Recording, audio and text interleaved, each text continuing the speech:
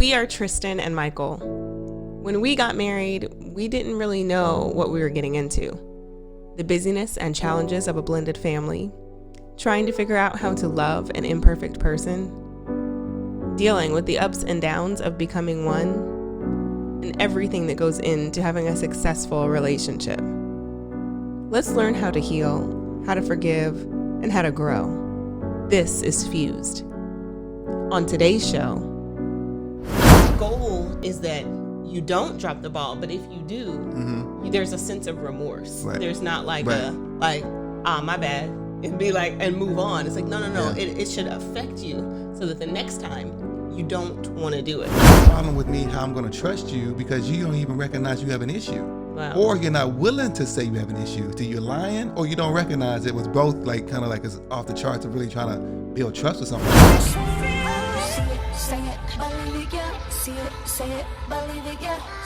Thank you for tuning in. We are Tristan and Michael, and you are listening to Fuse, transparent conversations for marriage, family, and relationships. We invite you to join us as we discuss perspectives that are thought about but not talked about. So tell your friends and family to check us out and connect with us on social media. Join the conversation by emailing us at info@fusedmarriages.com.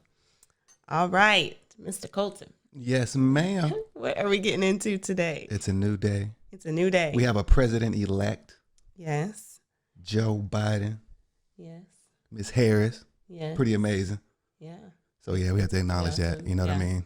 Definitely. This is groundbreaking, no matter who you voted for to have. Absolutely. And it also talks about perseverance. Just before we jump into our conversation today. This is Joe Biden's third time running for office. And he won this time. So I think that that's pretty profound as we kind of talk about relationships and talk about the things that matter. Persevering through some challenges and through some losses is a big deal. And then Kamala Harris, the first woman of color, the first female all together that has had the opportunity to be part of a winning ticket. Major. It's Stick awesome. with it. Perseverance. I love that word. That should be the word for the day. Perseverance. For the day? For the day. Okay. You know Perseverance. what I mean? Put that in there for your week. Yeah, absolutely. All right. So what are we discussing with everybody this day? Yeah, today we're going to discuss how to build trust. Okay. Right. Okay. And just to set it up just a little bit. So I think this can apply more than just to any kind of relationship as far as marriage or romantic, anything like that. It can apply to business. Mm-hmm. It can apply to friendships. They can apply to a lot of different things of really like how to build trust with somebody. Okay. Because I think a lot of people are trying to like understand, at least have questions. Okay, why don't they trust me? Mm-hmm. Or maybe why don't I trust people? Well, I think there's two sides of it, right? There's a person that you're trying to trust, and then there's you and how you really apply that trust or really receive that trust from somebody. Okay, yeah, I hear you.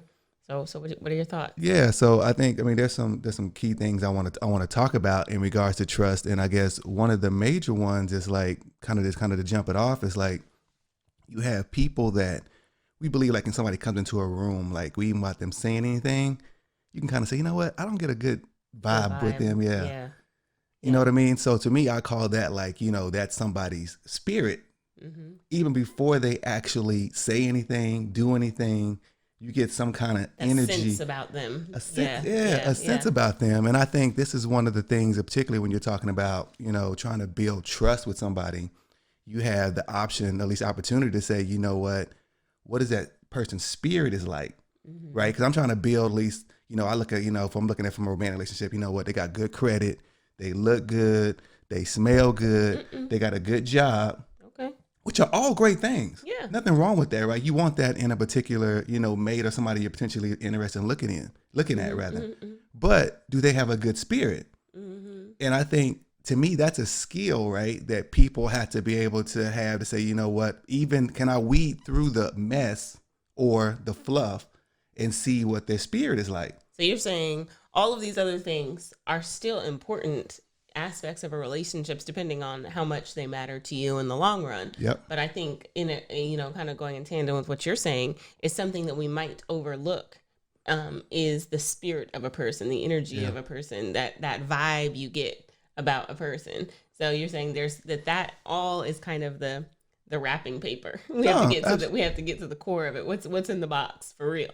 Absolutely. I think you and I, we had this conversation all the time, right? Just because somebody does something bad doesn't mean they have a bad spirit. They Doesn't can, mean they're a bad person. Right. You know what I mean? So it's like people that we know, you know what, not we say not do the best things, but like, you know what, they have a good heart, good spirit, and they're striving to be better. Yeah. Then we know some people, you know what, they can talk real well, look the part, but you know what, something ain't sitting right on the inside. Yeah. So like I take the ownership off the person that, you know what, that's actually doing the activity. I'm like you're saying, that's on me to say, to decipher if I'm trying to build a business relationship with somebody or a relationship with somebody outside, like say marriage or a boyfriend or girlfriend, whatever. I gotta be able to look at it and say, okay, you know what, I know what I see. What's behind what I don't see. It's like what my mom used to call growing up is being able to discern the spirit. Right. You know, being able to see past what is, because you're right. I think a lot of times people can get ridiculed or criticized for what everybody sees. Like it's like, okay, these are the attributes of this person, or this is how they move, without being discerning enough to look past this outer exterior. Even when people are putting in the work, they can still be held to like, well, I know how they used to be, or I've seen them before, or this is the kind of person that they are. Only this kind of person does that. Right. Without being able to say like, okay, you know what? Some really good dudes have been divorced. Some really amazing women have had children without being married. There are some really amazing people that have been in jail. And being able to kind of see past that, because I think a lot of times that doesn't happen. People aren't given that benefit. They're judged specifically on the surface. Yeah. So what you're talking about is really being able to discern, like, okay, who are they? Some people might have made mistakes, haven't we all? You know, like I don't want to be held to the standard of my worst mistake. Like my worst mistake is my definition. Like, so looking past that and being able to say, who are they really? How are they really? What makes them them? You know, and giving people that opportunity for that to be the thing, either if it's good or it's bad, being able to look past, you know, the lipstick and the lashes and say like, hold on, she's got some other stuff going on I'm not so sure about. Or this dude, man, you know, he can talk it up, you know, he's making me feel good, but something not right, something not quite right. That's the way we hear it, right? Like, so I don't know about them. Yeah, something ain't quite right. Something not right. Right. Yep. Yeah, no, I mean, we're talking about how to build trust, right? But I think part of building trust is being able to find out who's trustworthy, right? If you can't decipher that, as you said, discern who's trustworthy, then you know what, you're making a mistake from the start. Right. Basically, this person wasn't trustworthy, and I like, you know, what I mean, I don't want to go into a Bible lesson, but in Mark it says, you know what, two shall become one. Yeah. And that's not, to me, that's not talking about like, you know what, me and you are married, we're going to be like just one and do the same thing, this, that, and the other. Right. It's our spirits that are becoming one. Yeah. So like for me, to me, that's just an example that kind of really solidifies what we're trying to communicate here is like, you got to understand what a person's spirit is if you're going to connect with them. So on that, because you just said a whole lot of stuff right then. So you said you have to be able to figure out who is trustworthy. Yeah. So how do we do that? You know, what are your thoughts? How do you determine if somebody is really trustworthy? Right. For one thing, I guess how I do it is like, you know what I mean? Maybe people out there can do it differently, but like I try to see beyond what their words are or what their image is. By doing what? What is that? By at least like, you know what, somebody, and we're going to go into some of the different topics, but like, topics, whatever, but like, you know what I mean? They may say one thing, but they do another. You know what I mean? They present themselves one way, but around the corner business, they have another way. Okay. You know what I mean? Sounds like we're about to get deep a little bit. Yeah, we're going to get all the way in. We're going to, as my first Bishop Omer used to say, we about to go to the deep end of the pool. Deep end of the pool. Shout out to Bishop Omer. Yeah, absolutely. Okay. So everybody, we're talking about trust today. It's a big thing, either if you're the one that is needing trust or wanting to be trusted, or if you're the one that is looking to trust somebody. And like you said at the top of the show, man, this has to do with work relationships. This has to do with familial relationships. This has to do with friendships. This has to do with business partnerships, because so much of what we do in society is built on a certain level of trust. How much can I trust you? Banks determine how much that they can trust us based on, you know, maybe credit or, history, financial history. You know, friends determine how they can trust us through interpersonal ongoings, like what it is that we're in the same circle or we're in the same sphere. Right. I know if you're a part of a sorority or a fraternity, there's an automatic amount of trust that's given to you because the thought is that you've gone through the same kind of process to be a part of that organization. Or if you have a particular degree in a field, there's a certain amount of trust that's given to you because of that, or a certain amount of expertise or experience. Right. So we in society, we really, it's ingrained in almost everything that we do is how do we determine how much or how little we engage with a person through a trusting or not trusting relationship. Yeah. So as we're kind of moving through this, Michael, I wonder what this looks like. And as I just said, there's trust in it on all these different levels, but I wonder what that looks like in the context of a romantic relationship. What are your thoughts? Yeah, I mean, so I think the cornerstone of any relationship is trust. Mm-hmm. And I'm saying particularly when we're talking about romantic marriage, you're looking at getting serious with somebody, you have to trust them. Yeah. And if I can't trust you, then more than likely I probably can't be with you or shouldn't be with you. Mm-hmm. And that trust can be like, it doesn't have to always, okay, I always trust you. It can go up and down. Like, hey, something can happen. Hey, you gotta rebuild that trust. Yeah. So trust can be rebuilt. Mm-hmm. So for those that maybe don't, kind of figure out like, hey, what's going on in a relationship? I don't trust them anymore. That's fine. That can happen. But you got to rebuild that trust. Yeah. And there got to be some steps to kind of make sure that person is like, okay, understand it. But you got to understand, say, hey, I know what my spouse did, but is that who they are?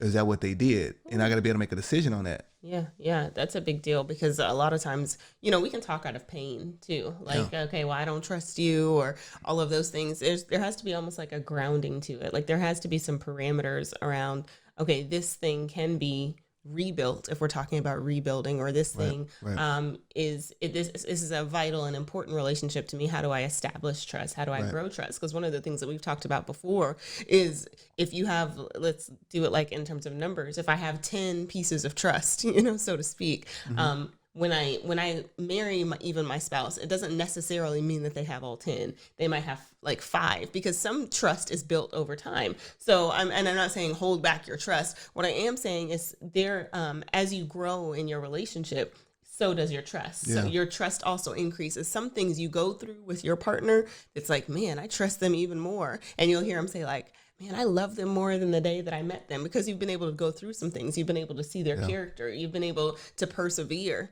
I guess that's our word for the day. Too. We've been able to persevere together. And because you're able to persevere together, it builds trust. So when you go through some challenging times, the goal of a challenging time is more than even survival. It's growth. Because you can get through some challenging times and be no better off then, hey, I just I fumbled my way through. Now, definitely, if fumbling your way through is the way that you get through, however you need to get through. Right. But the goal of it is, how can I grow through this thing? And if you can grow with a partner, if you can grow with your friend, if you can grow with somebody, you begin to have an even deeper connection. Mm-hmm. So as we're kind of digging into this, we'd love to hear from you guys. If you say like, man, I've had trust that was broken and this is how we rebuilt, or I had trust that was broken, I had to sever that relationship, or, these are some things that I experienced with my mate or with my spouse or with my friend that really helped grow my trust. Yeah. We would love to hear from you.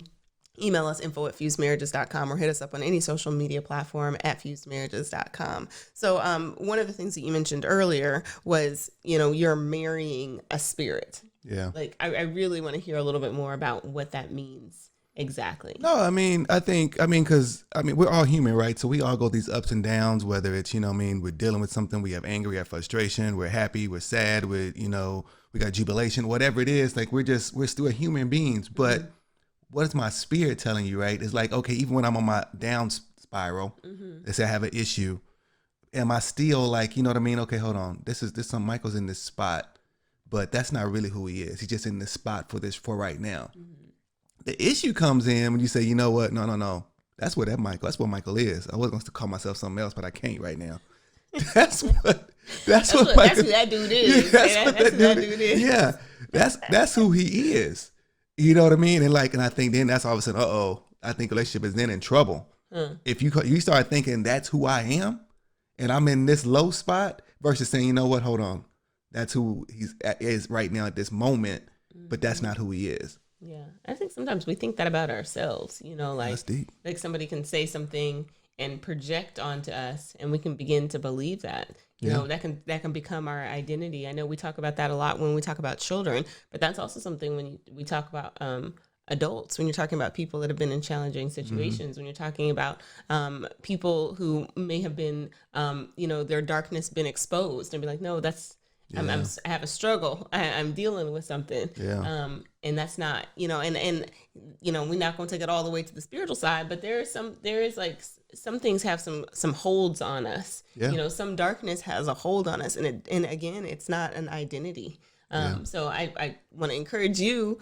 It's not your identity. If you have a struggle or you have something that's going on that you fighting through this thing, don't let it become you. Don't take that on and say, well, I guess, they told me that I was this, they told me that I was that, so it must be the truth, because it's not. Which kind of brings me to this, like, this idea of integrity, because you mentioned that earlier, like, who are we? Who are we when there isn't anybody looking at us? What is our character? I really want to hear from you a little bit about that. Yeah, I think character is kind of, a real integral part of what trust is. And I explain it like this, is like, when them lights go off, who are you at that moment, right? When nobody's looking, nobody's around, you gotta define at that point. It's just you in that space. Nobody knows you, who you're going to be, what you're going to do. And if I can't trust you in a dark space, then can I trust you at all?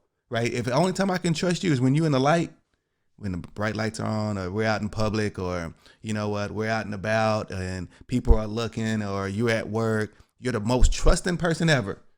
Soon as you get to the house though, or soon as we just one-on-one, you know what I mean? You speak to me highly while we in public, but you cussing me out behind the scenes. You know what I mean? So it's like, to me, that's a character issue. Yeah. Not saying you can't build on that and change that, but like, man, I can't trust you because your character is horrible. You know what I mean? Like, I think we're all struggling. Nobody's perfect, right? So we're all going to have ups and downs, but like, that can't be the norm though. Right. You know what I mean? So, you pay for my dinner here, but like, man, you over here talking about, man, why you looking at my bank account? Type of mentality. You know what I mean? Because like all that finance and trust and care, all that, like, it's all one big piece. Yeah. And like, so then people wonder, okay, She seemed like she always on my head. Man, she don't trust you. You didn't show them some stuff that, like, you know what, you're not trustworthy. And that hasn't been communicated that way, because really you're talking about the issue.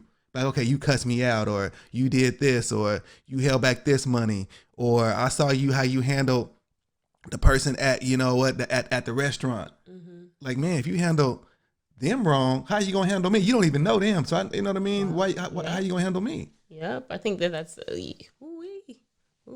all that you just said, because integrity is such a big thing, and one of the things that I have grown to kind of appreciate is the people that stick with me, because I think you the best, and so recognizing, like, man, like I'm not always perfect, but knowing those things about you, but it's not that I'm not trying.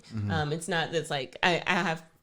We have a friend, a couple friend, they'll be like, man, y'all, I'm just going to call y'all and when you get a chance, hit me back. And it's not like this feeling of like, and for us, it's like, oh, we got to make sure we do better because we value our relationships, we value our friendships, but also people that are like willing to stick through challenge with you, willing to watch you grow and not be like, man, they did this, I'm writing them off, because I think that's the way that we have the best and the greatest impact, is by doing life with people through the thick and the thin, is what we like to say, but also recognizing, like, okay, who are they at their core? Who are they in the dark? Because what you just referenced is, like, there are people that stick with in abusive relationships, even though most people are not going to be abusive in public, but they're going to do that thing in private, and that's that integrity issue, that's that trust issue. But so seeing that, watching passive aggressive behavior, that's not like, okay,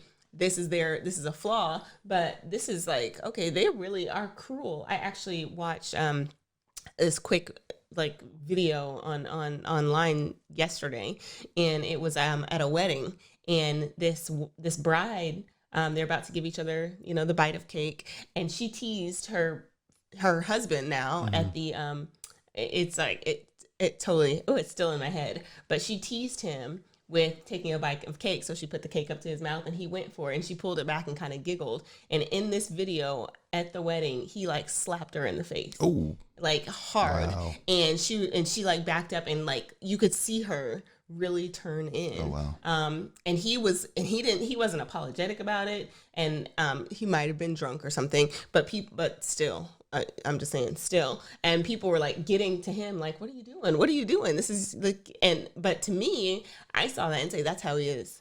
Yeah, in public. Yeah. I mean, slipped in private. up. He slipped yeah, up. That thing inside came out. So Yeah. really being able to say like, okay, question mark is that, not just in that case, but recognizing like, okay, who is this person in private? Because when she responded like this is her norm. So not only is that important for us to recognize about our friends, being able to kind of look and make sure, check on each other, say like, okay, who is this person? Who are this? And valuing our relationships enough to say like, okay, I just get a weird sense. And this is not people that are anti your relationship or these, this is somebody that might have been somebody that's really close. Be like, yeah, I'm on your side. Right. I'm watching out. So be that kind of friend to other people and make sure that you have those kinds of friends for yourself. But just, I brought up that example because so many people really kind of ignore or brush under the carpet these kinds of things that happen in private places, highlight the things that happen in public places when really the stuff that's in the dark, really the things that happen when you're at the house alone, or when you're just talking to one another, how they treat you, how they value you, how they cherish you, is really an issue of integrity. Yeah. In making sure that we really, pay attention to that.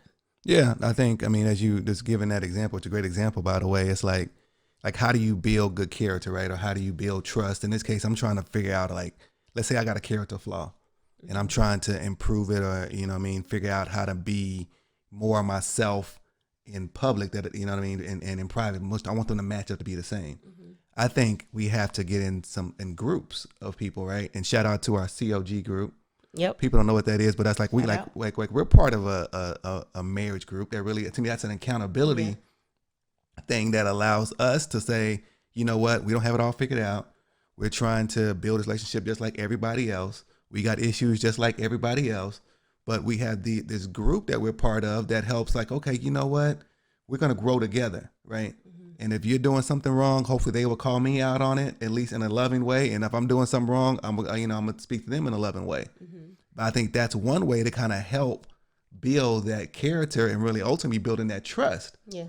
Because if I can't get you in a group setting around other people that are like-minded and it's just you and I, we don't see eye to eye, we're done.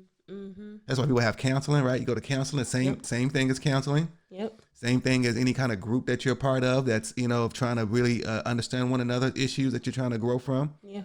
So you got to have that. Yeah, I think you bring an excellent point. So I think that there are those things that are critically important to discuss with other people that are like-minded. So when you're in a relationship and you're in a marriage, allowing yourself to be transparent, because I think a lot of us can put on like all these layers. Yeah. So it's like, oh, no, we're good, we're fine, smiling and holding hands and coupled up. But really, there's some issues there that need to be worked out. So I think that a lot of a lot of our circles, we're not transparent enough to be honest, to be like, say like, hey, my wife and I had this conversation. I'm on this side and you're on this side. What are y'all's thoughts about it? And to have a close sphere of people. But there are some things now this is not at all to go against that. There are some things though that you do have to work out by yourself. Absolutely. So I'm not saying if you're married, be like, okay, I need to go work on me. What I am saying is if you deal with issues of abuse, or drugs, or there are some things that you need to go to counseling. That's why they have rehab centers. Yeah.